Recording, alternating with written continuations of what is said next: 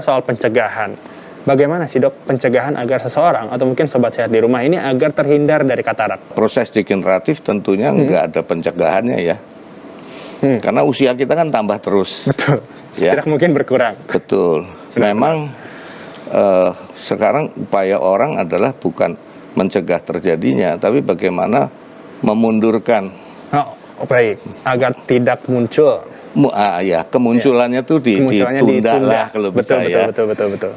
Itu memang ada banyak hipotese mungkin teori ya. Teori-teori tertentu. Iya, karena katanya bagaimana kita mencegah pengaruh radikal bebas. Jadi penggunaan antioksidan lah. Jadi katanya minum vitamin C, vitamin E dosis tinggi ya bertahun-tahun katanya itu bisa memperlambat munculnya.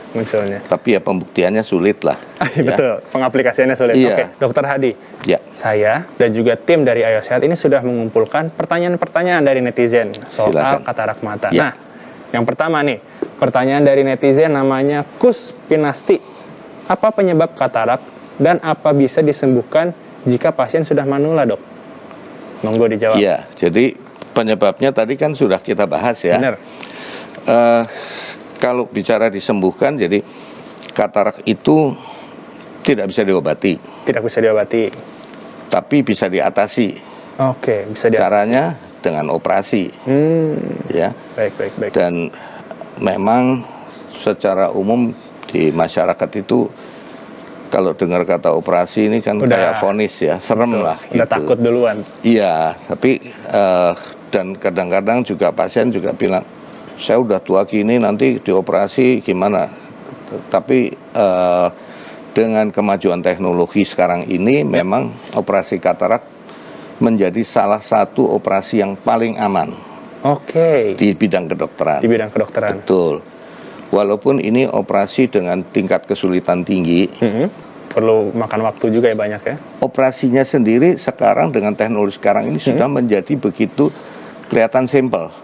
Oke. Sehingga di tangan seorang dokter ahli bedah yang berpengalaman, ini hanya makan waktu kurang dari 10 menit.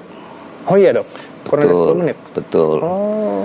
Dan sehingga tidak memberatkan. Kalaupun pasiennya udah tua, saya merasa saya udah tua renta begini, apa saya sanggup menjalani operasi katarak?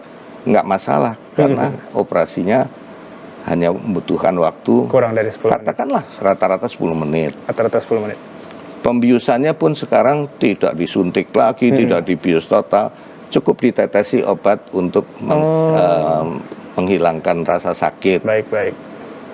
Luka yang ditimbulkannya pun hanya 2 mm kira-kira. Hanya 2 mm. Antara 2 sampai 2,5 gitu ya. Sehingga operasi ini selain aman, singkat waktunya, tidak sakit, sehabis operasi pun proses penyembuhannya cepat sekali karena lukanya kecil. Oke. Nah, Dokter Hadi, berikutnya nih ada pertanyaan lagi dari salah satu netizen, Andrita15_. Apakah katarak ini penyakit menurun? Nah, ini mungkin belum dijelaskan nih dok tadi. Monggo. Ya, jadi kalau kita melihat begini, katarak kalau sebagai suatu proses degeneratif di usia lanjut yang nggak menurun, tapi semua orang kan ngalami. Benar. Tapi di luar itu memang ada katarak yang sifatnya menurun ya, herediter. Tapi biasanya munculnya pada bayi baru lahir. Ya. Baik, saat bayi baru lahir. Jadi memang dengan kelainan genetik tertentu itu bisa si orang tuanya waktu lahir sudah katarak, kemudian dia menjadi dewasa, punya anak, anaknya pun begitu. Ya, ada. Baik. Nah, dok, tentu kan sobat sehat juga ingin tahu nih. Tadi sudah dokter jelaskan bahwa salah satu cara menyembuhkan ialah dengan operasi katarak. Tapi sobat sehat juga ingin mengetahui apakah ada terapi lain selain operasi. Tapi jangan dijawab dulu dok. Sobat sehat jangan beranjak dulu karena Ayo Sehat akan segera kembali usai jeda.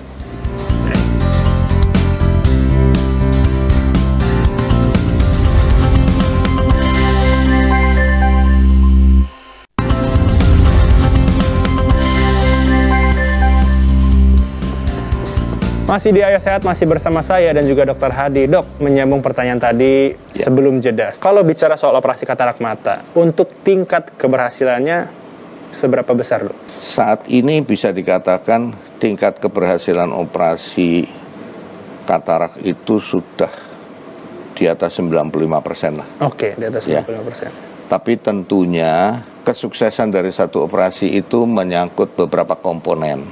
Oke. Komponen pasiennya. Kalau hanya katarak saja, tentunya kemungkinan suksesnya tinggi. Tapi kalau selain katarak ada komorbid atau penyakit lain yang menyertai di matanya, ya tentunya membuat success rate-nya agak turun ya. Betul. Kemudian dokternya sendiri, keterampilan dan pengalaman dokternya tentu itu mempengaruhi. Ketiga adalah peralatan dan metodenya dan teknologinya ya. Jadi prosedur operasi itu kan makin hari orang mencari teknik operasi yang lebih baik, yang lebih aman, ya, lebih bisa menjawab kebutuhan begitu. Benar-benar, Dok. Tapi bicara soal tadi, jika seseorang pasien ini memiliki komorbid, ini kan tentu seseorang pasien jika ingin melakukan operasi katarak ini ada syarat-syarat tertentu yang harus dipenuhi. Apakah usia juga akan berpengaruh, Dok? Ya, tentunya kan selalu harus ada pemeriksaan-pemeriksaan untuk melihat ada kelainan lain enggak. Oke. Ya, tentunya. Misalnya saja yang banyak ini kalau orang tua ini kan ada diabetes misalnya. Betul. Kencing manis. Kencing manis. Kencing manis yang tidak terkontrol dan sudah lama itu seringkali mempengaruhi kesehatan mata juga ya, mengalami apa yang disebut diabetes retinopati atau kelainan retina pada diabetes. Nah, karena retina ini adalah jaringan saraf yang nangkep gambar yang dilihat oleh mata kita. Lah kalau dia rusak, kemudian katarak, diambil kataraknya ya penglihatannya juga nggak akan bagus-bagus banget kan tentunya. Karena ini kan satu kesatuan sistem. Ya. Itu. Kemudian misalnya karena usia lanjut mata agak kering. Ya. Baik. Sehingga nanti begitu selesai operasi banyak keluhan. Matanya berair terus, ganjel terus, sepet. Terus penglihatannya kok tidak maksimal. Padahal secara teoritis misalnya sudah diperhitungkan penglihatan akan sangat baik misalnya. Ya, itu antara lain seperti itu. Ya. Oke, Dok, ini kan tentu dari Dokter Hadi sendiri bisa menyampaikan nih untuk sobat sehat yang ada di rumah. Bagaimana sih, Dok, cara kita sobat sehat di rumah ini tentunya untuk bisa merawat kesehatan mata? Monggo dijelaskan, Dok. Iya, sebenarnya filosofinya dalam hidup ini ya apa-apa tuh secukupnya aja lah. Jangan berlebihan ya. Jangan berlebihan. Betul. Contohnya begini. Sekarang ini karena kemajuan teknologi, karena tren kehidupan dalam masyarakat, semua online. Benar. Semua pakai komputer, karena memang komputer tadinya dibuat untuk memudahkan. Benar. Tapi kita kemudian menjadi tergantung ya, menjadi edik di situ. Itu yang salah, Dok. Betul. Sehingga misalnya, apalagi sekarang dengan situasi pandemi ini, anak-anak pun sekolah di rumah kan. Benar. Menghadapi layar komputer dari pagi sampai sore.